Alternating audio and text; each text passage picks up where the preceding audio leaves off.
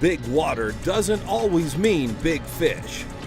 But when it does, and it's the target of a commando raid, watch out. I got one. Get out of here. Today, Steve Banaz goes head-to-head with a young gun touring pro with something to prove.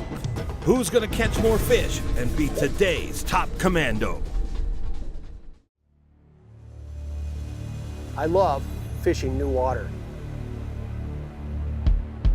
The challenge is always the same. Find fish, trigger strikes. Ooh, there's a big fish. But what I really love is beating the other guy. I got a fish.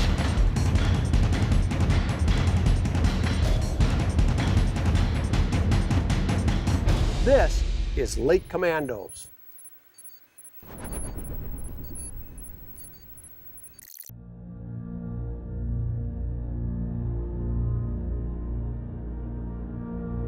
I used to fish this lake a lot when I was a kid for walleye. I haven't been on this one at least 4 years, probably 5, and I keep hearing how much it's changed. So it'll be interesting to be back on an old friend, but it almost feels new today. Oh, sure. We're on the road to another legendary commando battle, and Steve Banaz has his hands full because in the right seat is one of the toughest young sticks on the Bassmaster Elite Series, Berkeley pro Josh Bertrand. On the drop shot where you're fishing it and even if you're casting it, it's more of a vertical presentation because you're fishing it still with your rod tip up a lot of times. Yep. And your line is coming down vertically. So you're using drop shot. Yeah, that's a little bit of drop shot. But when we pull out your technique with that grub, I'm gonna go to it extra I didn't know I was using here. grubs. How'd you know I was using grubs? Dude, I got my sources. I know what you're using. Our destination is one of the largest natural freshwater lakes in North America that right now is easily one of the hottest smallmouth bass fisheries in the country. This is a lake I've never been to before, but it's been a lake on my bucket list. I've always wanted to come here. Josh is a great fisherman coming out of the Southwest. He's an up-and-comer on the tournament trail. This guy fishes probably 20, 25 events a year. He understands competitive fishing, he understands bass. This is going to be a challenge today. On any commando mission, timing is key. And today the guys are counting on a post-spawn feeding binge to put some big brownies in the boat. That and an arsenal of knowledge and experience. My favorite way to catch bass in the entire world is a drop shot rig. And I know smallmouth absolutely love a drop shot. I'm starting with a Fusion 19 #1 drop shot hooked, 610 medium light Abu Garcia Ike rod. I'm using 8-pound Berkeley Nanofill mainline with a 6-pound 100% fluorocarbon leader. I've got a new Berkeley Pro Twitch Tail minnow and a new color and a 3/16 ounce weight. That's my presentation for today. I'm going out to win today, and I've got the pattern right now. This is the new 610 Ike rod from Abu Garcia. It's a medium light, perfect for smallmouth. I've got 6-pound 100% fluorocarbon. This water out here is so clear, I want the fluorocarbon not only because it sinks, because it's nearly invisible. I'm gonna be running a brand new bait from Power Bait called a Pro Grub. Look at that, baby. I wanna eat it right now. I'm gonna throw it out long distances over some rock reefs. I'm gonna bring it back on a steady retrieve. These smallmouth will come up and smash this bait. And this is the rig that's gonna take the mighty Josh Bertrand down today. We've already got some west-southwest winds blowing. Forecast was 5 to 10. I think it's blowing almost 10 already. Yeah. So this is a big bowl. This is a big lake. It's almost 20 miles across here, so it could get rocking and rolling. So tell you what. All right, let's see what we got. These two classic smallmouth presentations are best suited for two different locations. For the drop shot, Bertrand is looking for isolated rock humps like this one with a steep break into deep water. Oh, dude! There's the first one right there. He's not a giant. Green pumpkin? Yes, sir. Little smallmouth. Here he comes. Nice jump. All right. There you go, dude. Look at that. Right on. Little guy, about 2 pounds. Beautiful. Real wide. So these fish are shallow. I mean, we're in what, 9 feet? Yeah, we came up a little higher. We came up to the top of this reef where you can actually see bottom. And there must be some fish up here cruising, looking for crawfish and some bait. Josh has already caught 1 fish on a green pumpkin. I've been fishing the pink white. I'm gonna make a switch. I'm gonna go to a chartreuse. If he gets another bite, I'm gonna go dark. But until he gets another bite, I'm gonna stay light. I wanna provide 2 colors in the color spectrum just to see if there's one that the fish are really favoring today. If you got everybody in the boat fishing the same color, a lot of times you don't realize that you're really missing a great bite on a different color.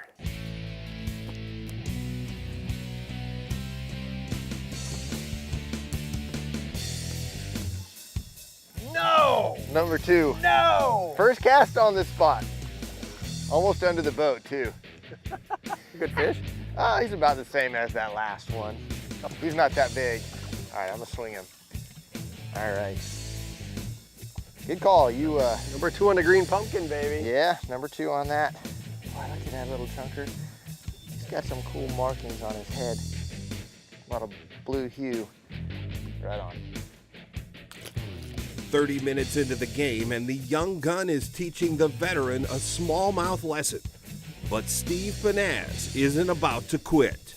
Is that a stud or what?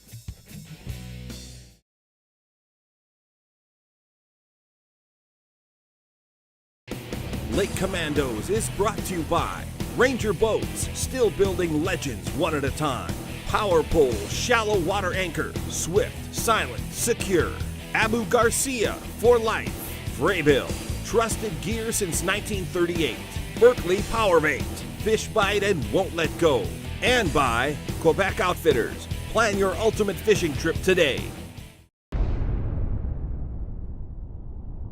There's the first one right there.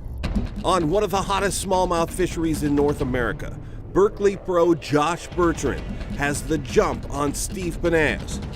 But it should come as no surprise to anybody. Bertrand has been turning heads on the national tournament scene for the past few years as part of a surge of young Western bass fishing talent. The bite is tough today, and every opportunity you get on a tough bite, you need to take advantage of it. You need to put that fish in the boat. First cast, 3rd time in a row. Dude, just quit that. Front boating me. Ooh, that's a better one too. You got a big one? Thank you, sir. What, are we catching the active one first? That must be what's going on. You know what's interesting is I'm down 3-0 already, and in each case we've pulled up to a new reef. Josh has pulled up, dropped the trolling motor, made a cast, and caught a fish on the first cast. I don't know if that's front boating us or if we're just finding one active fish in this general area because we're not getting bit after that. Yay! Oh no! Did you break off? Dude, he just pulled off. Dang, he just pulled off. Oh. I'm glad I'm not down 4-1, but it is time to switch boats. All right. God, I want to get back out there one more time. And I have to admit, I was a bit nonchalant this morning. I figured drop shots were a great choice. I thought Josh made a great choice, and it was a thing that I personally wanted to fish. And pretty soon, he's got 4 fish or 3 fish in the boat, and he had another one on, and I haven't had a bite yet. In fact, I never had a bite today on drop shot. The big difference, I was shaking the bait down there, he was dragging it. Big difference in presentation, and there's a big difference in the results.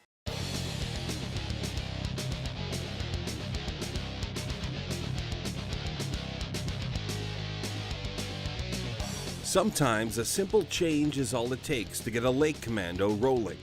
And that was certainly the case with Steve Panaz today. After getting shut out on the drop shot, Panaz moved to the front of the boat, picked up the pro grub, and immediately started putting bass in the boat. Fish, fish, fish. In a matter of minutes, this commando battle was right back where we started. You know what's great about this one? What's that, buddy? Is we're tied up. I knew you were gonna say that.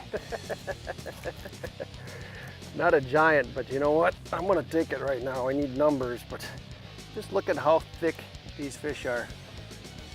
They're just extremely well fed, even a little beefy thing like this.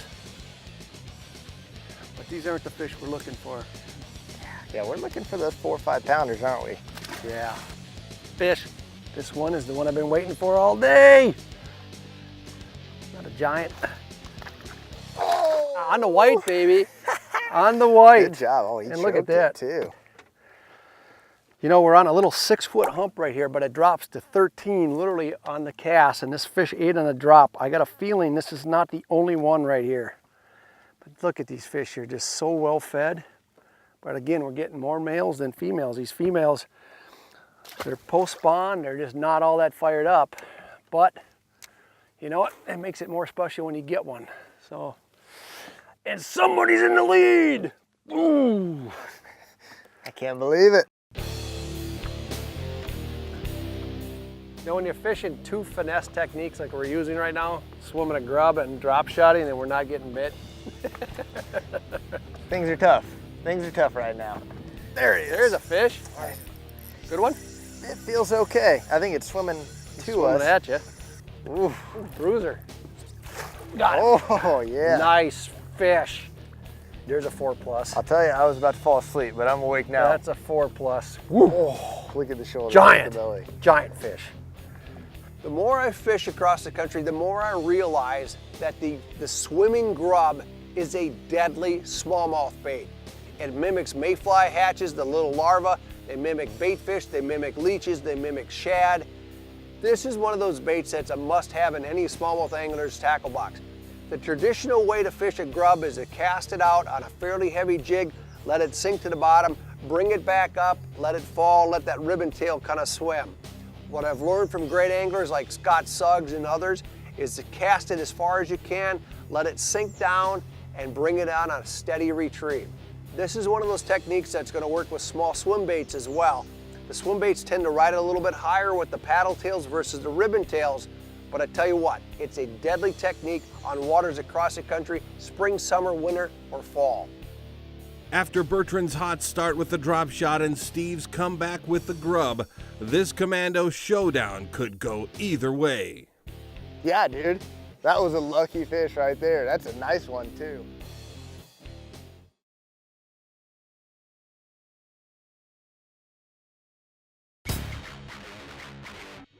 This segment is brought to you by Yeti Coolers.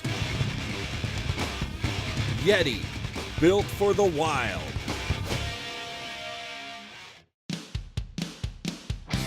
Berkeley pro Josh Bertrand and Steve Penaz are locked in a commando classic, but with the big lake laying down, the bite is getting tougher by the minute. A little bit over halfway through our day here, and it's been a grind of a day. You know, we've had some bites, but they've been spaced out, and you know, it seems like every time we start to figure something out, we go 30 minutes without a bite and have to make another adjustment. I was probably a little bit too reluctant to pull the grub out at first. I was trying to make him eat a swim bait, and he got a couple fish up on me. I'm gonna have to stick with this, but probably for the rest of the day, just try to grind it out. And you know, I'm watching where he's casting, and I'm trying to hit some other lanes and other areas where he's not casting. I know when he throws through a good, you know, across a good reef, if there's an active fish, that fish is going to take it. So I'm, you know, maybe trying to hit a couple different angles, and I know he's leaving a couple fish back, and I've still got a chance to get back in this. Little bitty power grub. Wow. Beautiful fish. Great fish. Heck yeah. Good call on this reef, man. Like Josh, I'm a huge fan of nanofill. There is no better casting line on the market today, and when you need to cover water, and in clear water you need to make long casts, nanofill really is the ticket. But I didn't fish nanofill today when I was throwing a grub, and I'll tell you why. One of the things I like about fluorocarbon is that it sinks. When I'm swimming a grub, I really like to throw it on fluorocarbon. Not only is it invisible, it helps keep that bait down when I'm fishing it slow. All right. Nah, you counting that? That's in a tournament, that wouldn't count. It depends. I got one. I got a real one. About the same size as yours. Technically, this is a double. Yeah, it is. Technically. Yep, up shallow. Today we had kind of an in-between depth range where you could get away with fishing some reaction stuff, like we did with the swimming grubs. But it was also a great depth for fishing a drop shot, you know, and the fish definitely responded to it. We caught some fish on it. It maybe wasn't the absolute best technique for the day, but it was a technique that definitely worked. Drop shotting is a technique that I learned fishing out west. You know, you grew up in Arizona, you know, and you fish tournaments, you're gonna have to be a decent drop shotter. And it's one thing that just goes hand in hand fishing for these smallmouth. In my opinion, I think it's the best technique for catching smallmouth in clear water ever. You need a net? Stay on. Yeah, sure, just because yep, I'm being serious about this here. All right. Oh, all right. On the white, baby. That's cool. I saw you catching those fish. That's good. We got one off this reef. Heck I like that. First cast on this reef, right? Was it? Yeah. Power grub. That's the 4-inch right there, isn't it? Yeah. One of my favorite baits. That thing catches everything. One real important thing when you're rigging up any type of grub or curly tail bait, to keep that hook from constantly getting stuck in the tail, I like to rig the tail facing down. You know, when it swims through the water, it's still gonna have that great action, but on the cast, it's really gonna, that fends against, you know, the tail wrapping up in the hook and wasting a cast.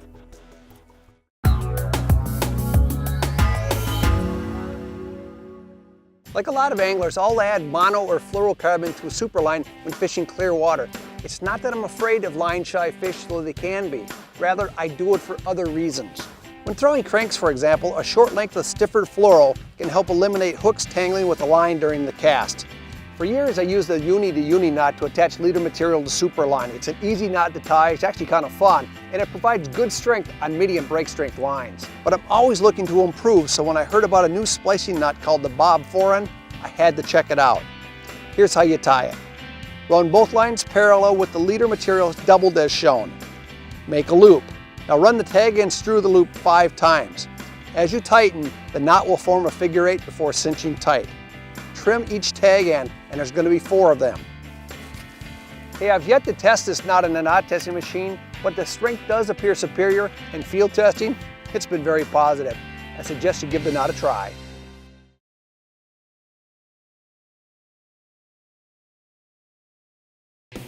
Lake Commandos is brought to you by Yamaha. Reliability starts here. Garmin, the clearest scanning sonar images on the water. Abu Garcia, for life. Berkeley Trilene, anglers trust Berkeley Trilene. Yeti, built for the wild. And by Aquaview, see what's really down there.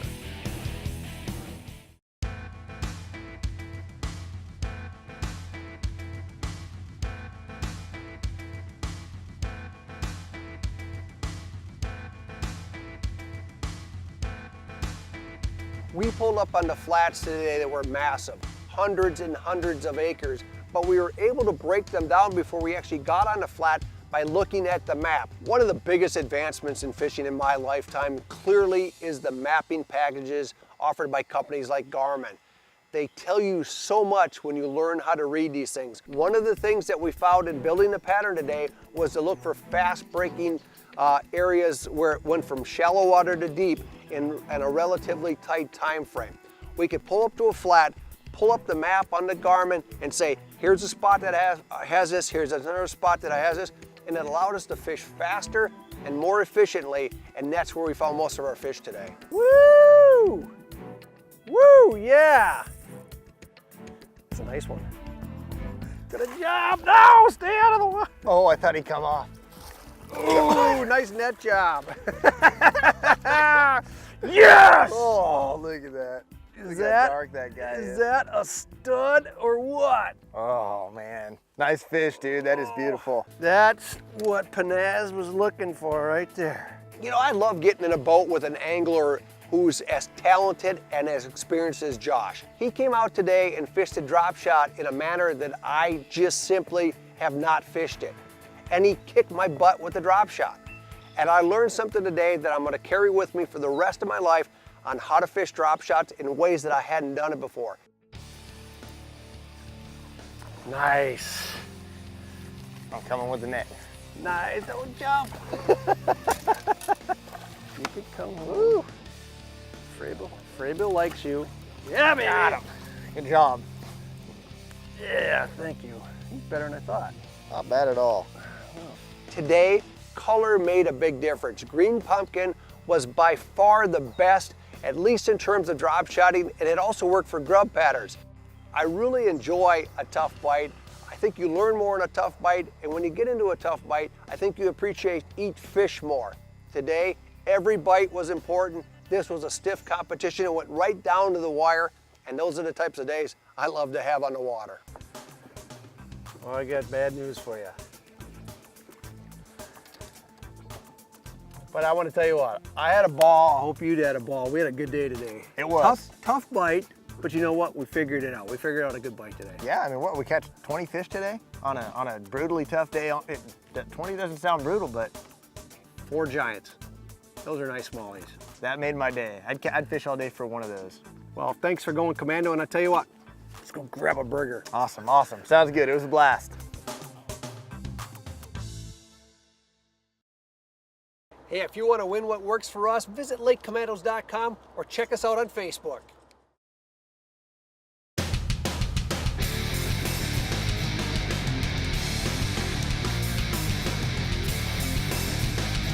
I'm Captain George Mitchell. This is Coastal Chaos.